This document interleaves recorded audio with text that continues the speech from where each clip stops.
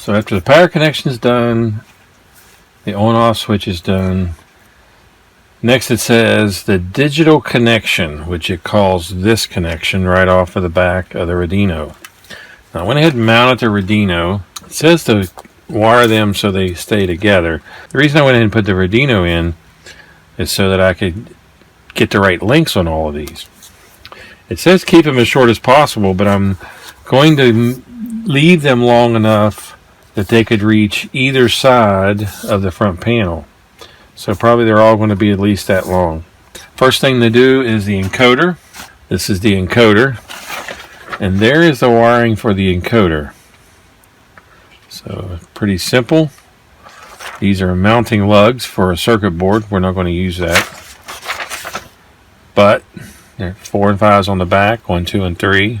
The encoder has 3 tabs on one side, right here. Encoder A, ground, and encoder B. Okay, I need the black digital connector and the brown. Okay, it doesn't say which is A and which is B. So if I look at the photograph, it's sitting like this, and to me it looks like black is the top. So black goes to encoder A. So this is pretty easy. The black and brown go to A and B. No big deal. But if you get those backwards, then it'll tune backwards. Normally, tuning left to right would be increasing and right to left would be decreasing. But if you get those backwards, then it's left to right decreasing and right to left increasing. So it is important. Now on the other side, on the red and yellow, I don't think it matters. The switch they talk about is this. That is this. So that order of that doesn't matter. The order of this does, because you could tune backwards. I'm going to wire it like this, with the top being black and the bottom being brown. If I'm doing black and brown, I need to strip the ends. I don't want to go too far on this. I'll go about the length of that pin, no more. I said I wanted to shorten these. So if it comes out and goes across, I want to shorten them that much.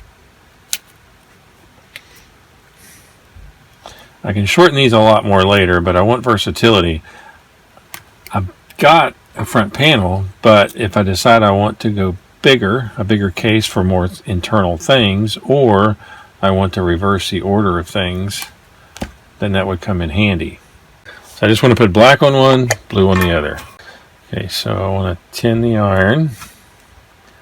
And I want to tin... Oh, I want to tin those wires too.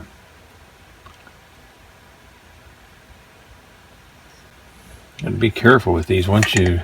These are not very solid connections. They're a solder connection, not a mechanical connection.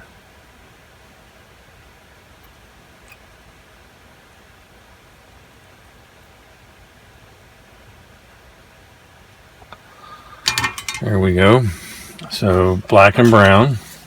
Red goes to the encoder switch. I cut it shorter. Strip it. Now I'm going to call these the switch.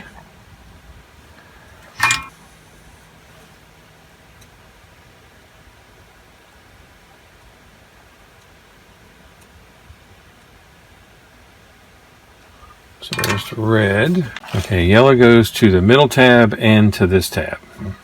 That should be interesting to get in place. Now this is where little tiny forceps come into good use. Okay, I need to tin the wires. So there's yellow.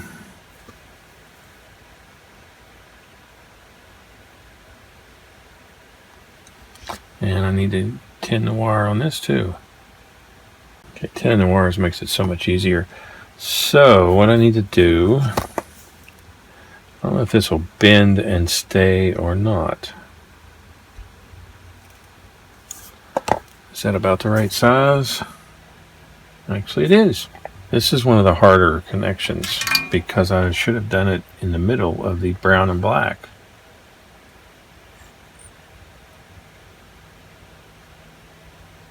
So we got that side. Part of the problem here was taking these off without moving that. So let's take a look at what we've got. Okay, that should work fine. So let's see what it says. Red connector to the switch, yellow to the middle tab, and yellow to the other push tab. So that works good. So that's wired up okay. This is actually going a little faster than I thought it would. Okay, this front panel's got a lot of stuff. Remember, I'm not going to mount the board yet. That'll be the last thing. So I've got a rotary encoder.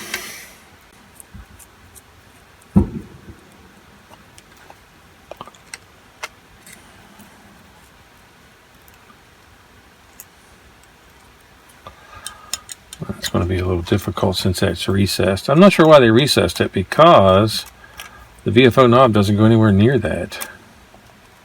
I don't know if I get needle nose down in there or not.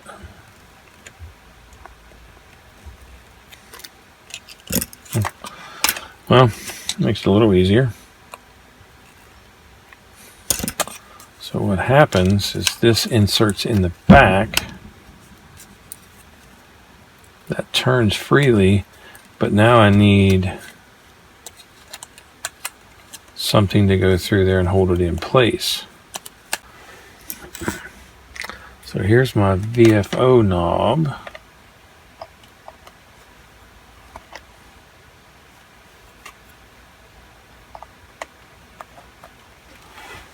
That works pretty good. I'm liking this. So I've done a lot of work off camera. I replaced this with one out of my junk box, and it seems to fit pretty good. It had a knob, and I just kept it. It doesn't match this one, but it looks okay. There we go. So we already had first power on, but now it's more of a finished product. There we go. So it comes on. So here's the VFO. That's slow turn.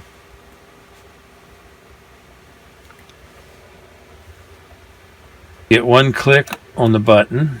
It goes to band select, which is actually, to me, just a fast. So there's band select. Hit it again.